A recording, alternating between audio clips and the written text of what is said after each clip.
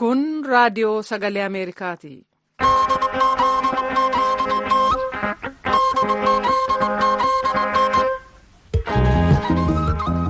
Raadiyoon sagalee Ameerikaa wixataa qabee hamma jimaataatti galgala keessaa sa'a 2:00 jalqabee hanga sa'a 3:00 meetir baandii 22, 25 fi 31 irratti Waashintan DC irraa kan dabarsu sagantaa afaan Oromoo amma jalqaba.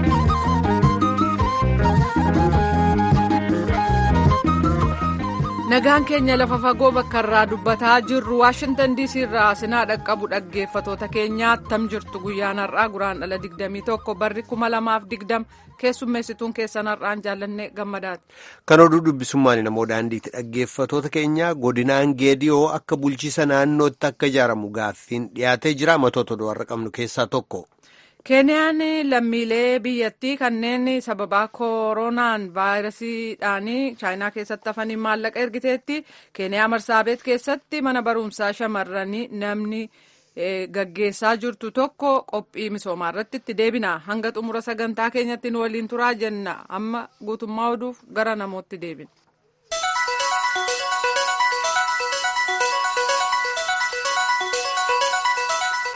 Godinaan geediyoo akka bulchiisa naannootti akka ijaaramu gaaffiin dhiyaate koraa atattamaa manni maree bakka bu'ootaa godinichaa kaleessa taa'een raggaasisame akka gara mana maree naannoo kibbaatti dabarsamuu murtaa'ee jira.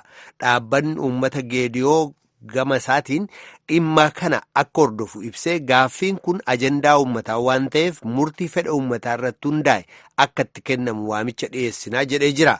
Dheengadda bulchiisa naannoo kibbaa godinaa Silxee magaalaa Waraabee keessatti uummata waliin marii kan geggeessan muummichi ministeeraa Itiyoophiyaa Abiy Ahmed lakkoofsa sabaaf sablammootaa bulchiisa naannootiin ijaaruun akka irra hin jiraanne dubbatanii garuu dhimmisaa qoratamee furmaata akka itti kennamuu fi mirga ofiin of bulchaa sabichaa akka kabajamu dubbatanii turan jedha. Gabaasaan VOA Yoonaataan Zabriyoos tujubeetu dhiyeessa. Afaan yaa'iin mana maree zoonii geediyoo aadde Misraach Gammada manni marichaa marii hatattamaa geggeesseen geediyoon naannoon ijaaramuuf gaaffii dhiyeesse sagalee guutuun raggaasisee mana mareef akka dhiyaatu murtii dabarseeraa jedhan. የጌዲዮ ብሔር በራሱ ክልል መንግስት ሆኖ የመደራጀት ጥያቄ sabi geediyoo naannoo isaatti mootummaa ta'ee of ijaaruuf gaaffiin dhiyeesse gumiiwwan lama kana dura geggeeffameen dura. Gaaffiin mana mareef dhiyaatee ture manni marichaas dhimmootii ijoof barbaachisaa ta'uusaa qorannaa geggeessuudhaan gaaffichi kan uummataa ta'uusaa hubatee mariin irratti geggeessamee akka deebi'u gaafficha koree dhaabbataa dhimmisaa ilaaluuf ergee ture koreen dhaabbataanis qorannaalee kana erga geggeessee booda mana mareef innaa dhiyeessu manni marees simatee manneen maree sadarkaadhaan jiruun murtii erga argatee booda gara mana maree zooniitti akka dabarsu kallattiin kaa'amee ture. Kanaaf uummaticha mariisifnee dhuguma itti amanuusaaf ajandaan kun kan kooti jechuusaa erga mirkaneeffatee booda sadarkaa mana maree zooniitti akka raggaasifamuuf qaama dhimmisaa ilaalu gara mana maree naannoo kibbaatti akka darbu murteesseeraa jedhan. Dheengadda naannoo kibbaa zoonii Silxee daawwatanii ka deebi'an muummichi ministeeraa Itiyoophiyaa Abiy Ahmed marii uummata waliin geggeessaniin naannoon ijaaramuu ilaalchisee gaaffii dhiyaateef lakkoofsa sabaaf sablammootaan. Naannoon ijaaramuun akka hin jiraanne dubbatanii garuu fedha uummataa irratti hundaa'ee mirgi ofiin of bulchuu akka kabajamu ibsaniiru. Hireen ofiin murteeffannaa geggeeffame sagalee naannoon ijaaramuu kan argate Sidaamaa akkasumas amma akka haaraatti gaaffii ka dhiyeesse zoonii geediyoo dabalate naannoo gama kibbaa keessaa naannoon ijaaramuuf zooniiwwan gaaffii dhiyeessan 13 ga'aniiru jedha Yoonaataan Zabdiyoos hawaasaarraa. Muummichi ministeeraa Abiy Ahmediif paartii badhaadhinaa jajjabeessuutti kan akeekkate hiriirri deeggarsaa hawaasaa keessatti geggeessamuusaa ammas Yoonaataan Zabdiyoos achirraa gabaasee jira. Hiriira sanarratti muummichi ministeeraa Abiy Ahmed Itiyoophiyaa balaa addaan diigamuurraa oolchaniiru mirgi namaaf dimookiraasummaa akka kabajamus godhaniiru jechuudhaan hiriirtonni dubbataa turan jedha. Naannoon Sidaamaa of ijaaruudhaaf gaaffiin dhiyeesse deebii kan argates jijjiirama kanaan jechuudhaan hirmaattonni hiriira sanaa sagalee isaanii dhageessisaa turan. Bulchaan naannoo Sidaamaa obbo Destaa Ledaamoo federaalizimiif dimookiraasii dhugaa akkasumas immoo mirgaaf walabummaasaa ummatichi ofii murteeffachuu kan danda'e jijjiirama kanaan jechuudhaan dubbatanii jiruudha. Yoonaataan Zabdiyoos. Kan dhagaa jirtan raadiyoo sagalee Ameerikaa sagantaa afaan Oromooti. Keeniyaan lammiilee ishee chaayinaa Wuhaabiitti sababaa weerara vaayirasii koronaatiin akka itti biyyatti deebi'an dhaban gargaaruudhaaf kan oolu shilingii Keeniyaa miliyoona 1.3 ramaduu ishee beeksistee jirti. Daayirektarri ministeera fayyaa biyyattii qarshiin kun barattoota barnootaaf deemanii amma rakkoo keessa jiran gargaaruuf oolfama jedhanii jiru. Galmoo daawwittuu Naayiroobii irraa gabaase. Mootummaan Keeniyaa weerara dhukkuba koronaa vaayirasiin biyyatti deebi'uu dadhabanii chaayinaa Wuhaan keessatti rakkoo irra jiran lammiilee Keeniyaa gargaaruuf kan oolu qarshii shilingii miliyoona 1.3 yookaan ammoo doolaara 13,000 ramaduu beekse. Diirektarri waajjira ministeera fayyaa Keeniyaa Dr. Patrick Amoot qarshii kanaan barattoota Keeniyaa waan jiran kan amma waan nyaatan dhabanii rakkoo keessa jiran gargaara jechuun dubbatan. To support the parents of students who are in China. Akkas jedhu Dr. Amoot waldaa fannoo diimaa Keeniyaa gulta'uun maatiiwwan barattootaa ijoolleen isaanii chaayinaa jiraniif gorsa kennaafii jirra akka dhiphoo hin barbaachifne keessa hin seenneef. Kana malees warra weerara kanaan biyyatti deebi'uu dadhabe maallaqaan gargaaruuf itti jirra. Kanaafis waajjirri ajaalaa mootummaa Keeniyaa qarshii shilingii miliyoona 1.3 baasii taasiseera jechuun dubbatan. Dr. Amoot amma waan keessa lammiileen Keeniyaa 100 ta'an akka jiran dubbatanii kana keessaa 91 barattoota kanaafan ammoo warra agarsiisa sarkasiif dhaqe ta'uu ifoomsan. Mootummaan Keeniyaa ammas vaayirasiin chaayinaatti mul'ate kun gara biyyattiitti akka hin seenneef balaliin xiyyaaraa chaayinaa gara Keeniyaa taasifamu adda kutee jira. Kanaafis lammiileen biyyattii chaayinaa jiran ammaaf yeroo murtaa'eef achi turuu akka qaban murteellee dabarsee jira. Kaleessa ibsa gaazexeessotaaf kennan dubbiimaan mootummaa Keeniyaa Saares Oguulaa Keeniyaan vaayirasii kana to'achuudhaaf of eeggannoo gahaa taasisaa jirti jechuun dubbatan. Ministeera Oguulaan humna eegdota mootummaa fi ogeeyyiin fayyaa buufataalee seensaa fi boomsa biyyattii 34 irratti namoota seenanii fi ba'an irratti hordoffii malu gaggeessaa jiru jechuun dubbatanii jiru. Gabaasa sagalee Ameerikaaf Galmoo Daawit Naayiroobii. Biyyattii Afrikaa xiqqoo Lesotoo keessaa rakkoon siyaasaa jiru biyyoolaa sanaa Afrikaa kibbaatti illee ce'uudhaaf yaaddessaa jira jedhamee jira. Haadha warraa isaanii gargar bahan Lipolino jedhaman ajjeesuutti kan himataman muummichi ministeeraa biyyattii taayitaa gallakkisaa jiran mana murtiitti dhiyaachuun utuurra jiru daangaa qaxxaamuranii Afrikaa kibbaa seenan jedhamee jira.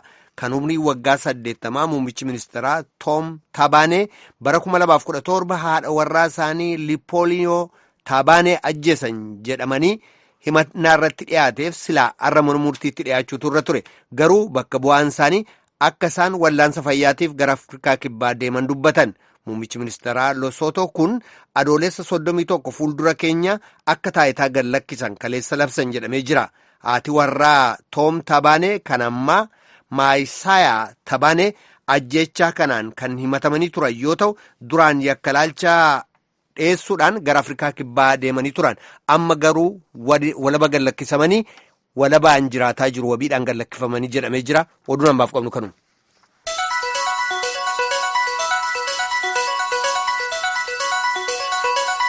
Kan dhaggeeffataa jirtan raadiyoo sagalee Ameerikaa sagantaa afaan Oromooti.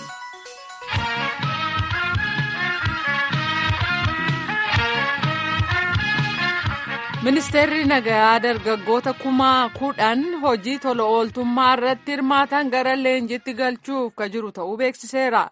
Duula tola ooltummaa guutuu biyyaa kanaan dargaggoonni 116,000 kan galmaa'an yoo ta'u hunduu dhawataan keessumsiifnaa jedhamee jira. Muktaar Jamaaltu gabaase. Ministeerri nagayaa Itoophiyaa dhaabbilee deeggarsaa garaagaraa waliin ta'uudhaan tajaajila hawaasaa tola ooltummaa biyyaalessaa tibba kanarratti labsuudhaaf qophii isaa xumuruu isaa beekseetiniin jira.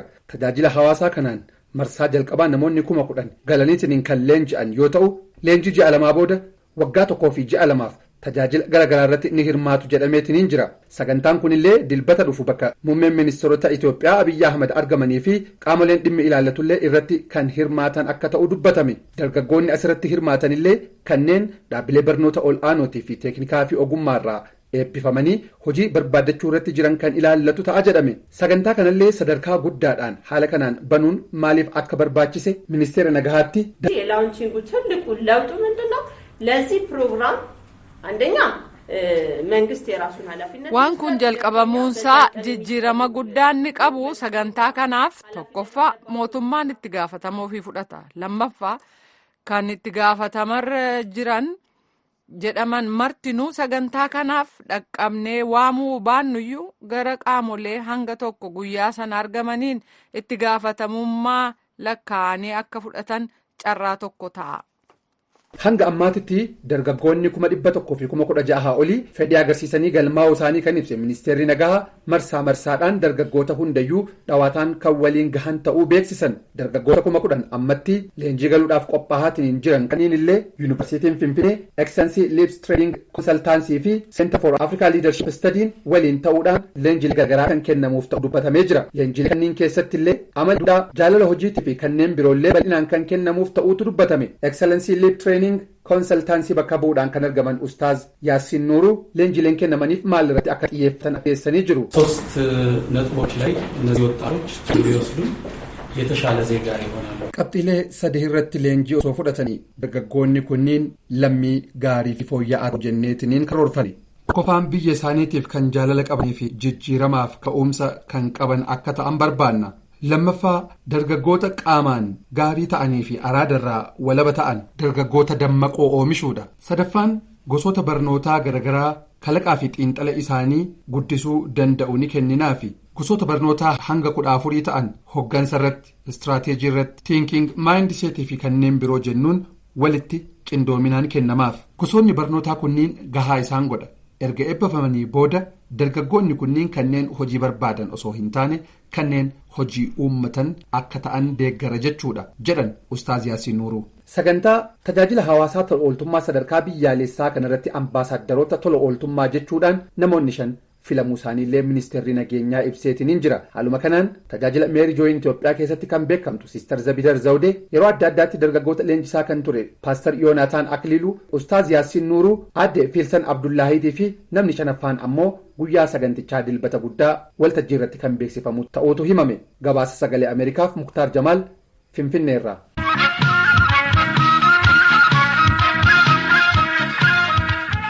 Gabaasa lammaffaatti ceenaa bataskaanni ortodoksii tawaahidoo qulqullichi kan Itoophiyaatti abunoonni naannoo Oromiyaa har'a sabaa himaaf ibsa kennanii jiru. Akka abbootiin amantaa kun jedhanitti tibbana kana sinodosii qulqulluun kan ortodoksii tawaahidootiin qoqqobbiin koree hundeeffame kan mana lubummaa Oromiyaarra kaa'ame sirrii mitii jechuun ibsaniiru. Tsahaay Daamxoo gabaasa Finfinneerraa nu ergite qabdi.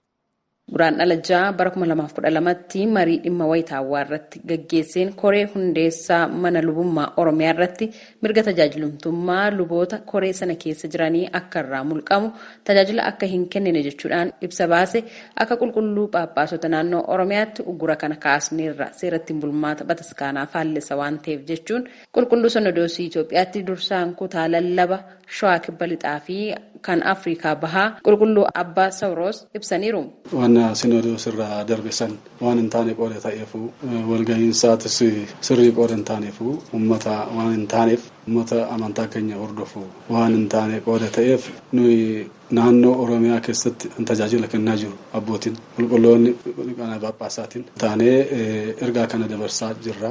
Hiine yookaan immoo abaarree han jedhan kun abaarree kanaa fi aangoo isaanii kana immoo qabne jedhanii qooda jedhaniif nu immoo aangoo isaaniis abaarree isaaniis guyyaa har'a kana hiikne akka fedhanitti akka tajaajila kennan hojii calqaban akka itti fufan irraa hiikne har'aa calqabeetoo hojii isaanii itti fufuu qaba. Uummanni immoo bakkuma jirutti hundumtuu uummanni ijoollee kana deeggaruu qaba. Hojiin isaanii kun naannoo Oromiyaa keessatti babal'achuutu qaba. Dhimma abaaramuu fi uggurama mirga tajaajiltummaa koree hundeessaa mana lubummaa Oromiyaa irratti qulqulluun Sinodoosii murtee inni dabarse keessaa inni tokko adeemsi koree kanaa qoqqoodinsa mana amantaa Ortodoksii fida.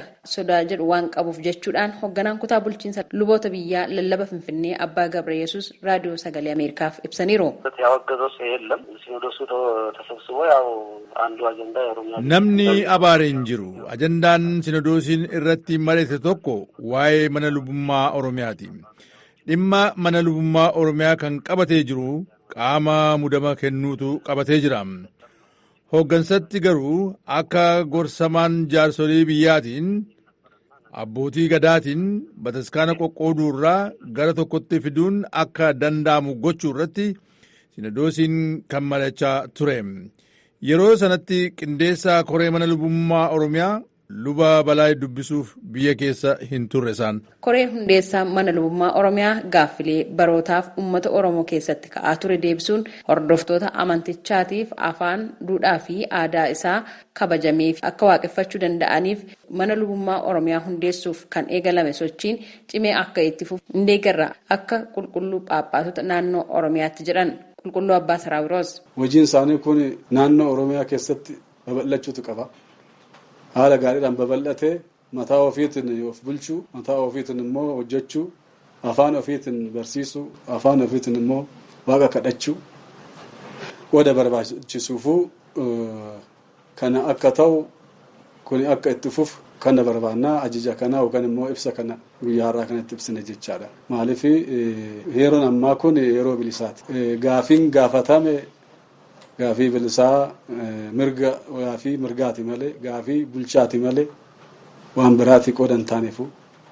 Kanaafuu hojiin calqabame kun akka itti fufu ergaa kana dabarsine jennaa uummanni Oromoo hundumti keessan akka nu deeggartan akka nu wajjin taatan gara fuulduraattis immoo sadarkaadhaan wanna jiru hin dabarsinaa.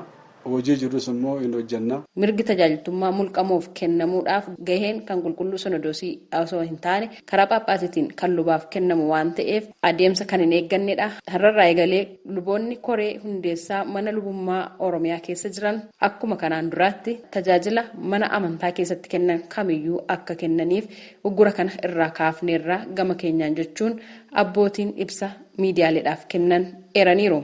Gabaasa Raadiyoo Sagalee Ameerikaatiif Tsahaay Daamxoo Finfinneerra.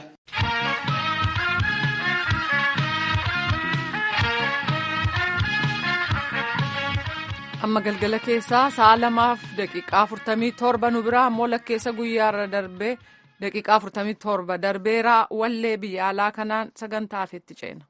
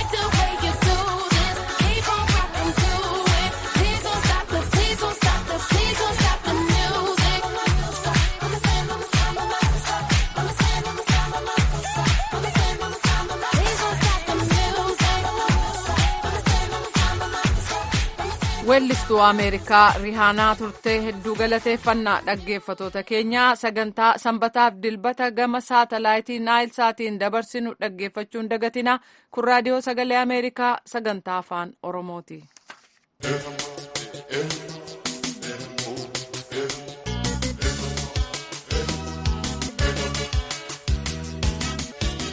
kun torban lamatti al tokko ka dhiyaatu qophii misoomaati.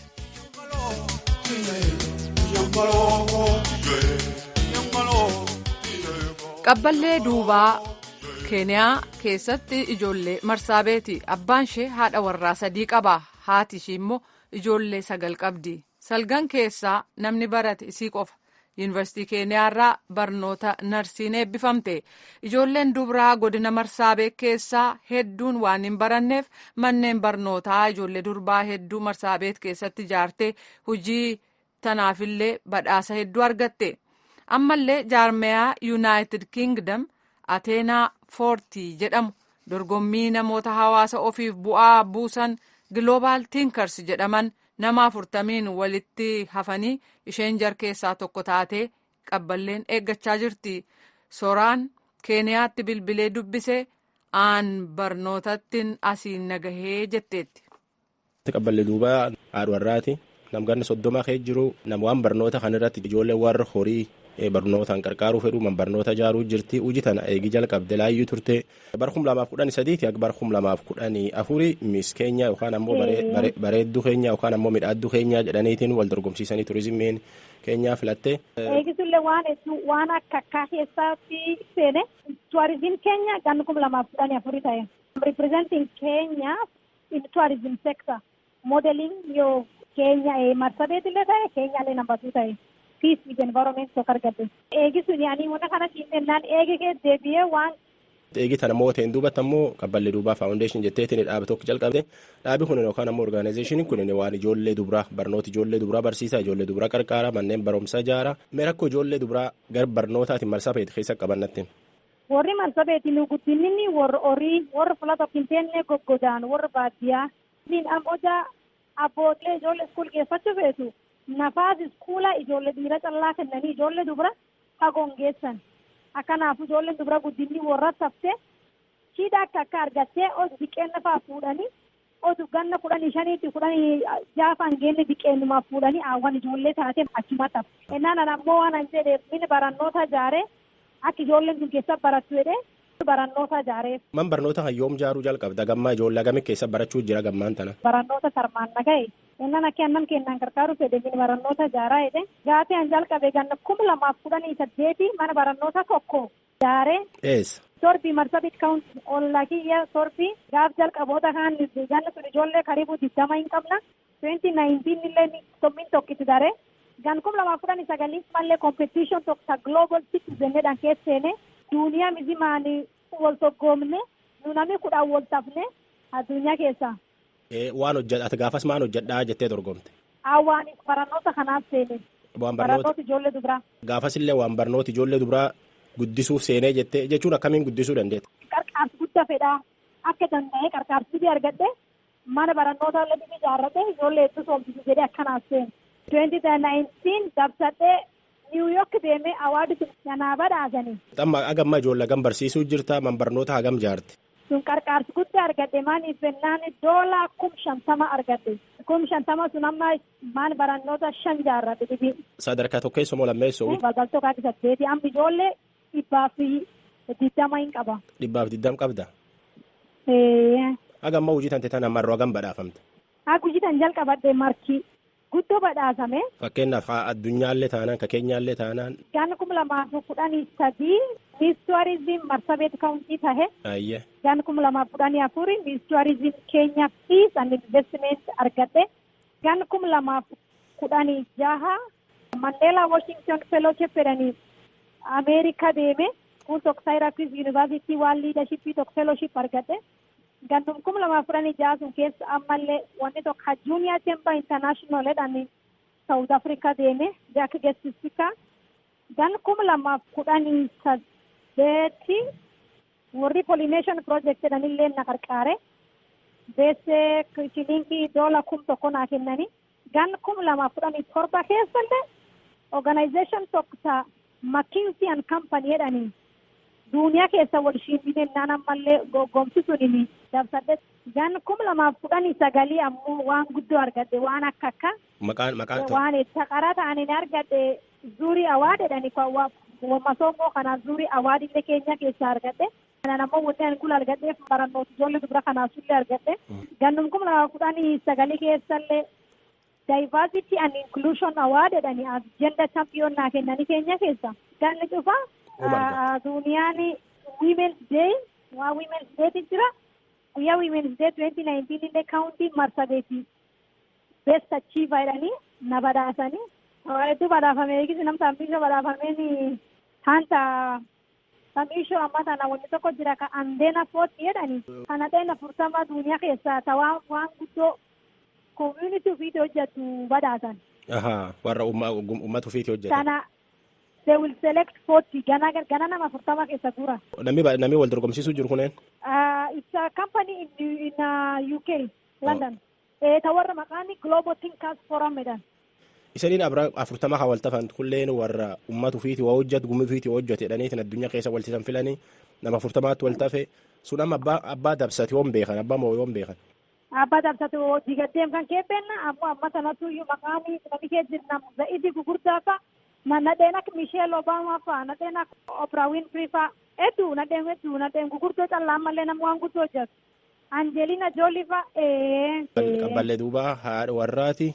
Namganni 30 kee jiru nama addunyaa irra dorgommii hedduu dabsatee ammallee nama akka Michelle Obama fa'a nama akka Angelina Jolie fa'a Winfrey fa'a nama kanaan wal tafee jetti hojiin guddoon isiin hojjettu manneen barnoota lafisii keessa ijaaru marsabeet keessa ijaaru lafumitti dhaladhee lafumitti guddadhee jette waan barnoota ammaaf akkan jaalate duri warra keessi gorsumoo ufii barattee ennaan faayidaa barnoota argattumoo maaf akkan jaalate barnoota kan maaf ijoollee gargaaruu feete. Ani abbaan kiyya nadheen sadii fuudhe. Niitiin isa guddoon aayyoo ijoollee teenyu nam sagali nami maan taanaa. Ijoollee teen taagas geet keessa namni barannoota argatellee na callaa. Barannootan argadheet fuula anammatan jirtanaan nagaye innaabane addunyaa tan keessa deemsise. Nallee lafteen na deebi'ee ijoollee gadafte ilbanuu fedhe inni barannoota jaareefi. Tanaaf waan kana seente.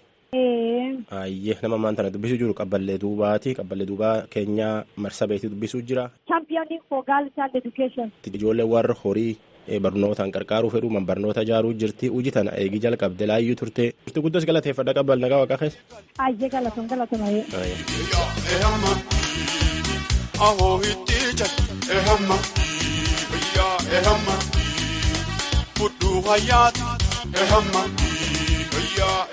Dhaggeeffattoota keenya sagantaa keenya xumuruu dura matoota oduu keessaa naga tokko sin dhageessisa. Godinaan Geediyoo akka bulchiisa naannootti akka ijaaramu gaaffiin dhiyaate koraa hatattamaa mana maree bakka bu'ootaa godinichaan kaleessa taa'een raggaasisamee akka gara mana maree naannoo kibbaatti dabarsamuu murtaa'ee jira jedhamee jira. Dhaabbanni uummata Geediyoo gama isaatiin dhimma kana kan hordofaa jiru ta'uu dubbate gaaffiin kun ajandaa uummataa waan ta'eef murtiin fedha uummataa irratti hundaa'e akka itti kennamu abdii qabnaa jedhee jira. Muummichi ministeeraa Itiyoophiyaa Abiy Ahmediif paartii isaanii paartii badhaadhinaa jajjabeessuutti kan akeekkate hiriirri deeggarsaa hawaasaa keessatti geggeessamuusaa Yoonaataan Zabdiyoos achirraa gabaasee jira. Hiriira kanarratti muummichi ministeeraa Abiy Ahmed Itiyoophiyaa balaa addaan diigamuurraa oolchaniiru mirgi namaaf dimookiraasummaan akka kabajamus godhaniiru jechuudhaan hirmaattonni hiriirichaa dhaadannoo dhageessisaa turan jedhee jira Yoonaataan.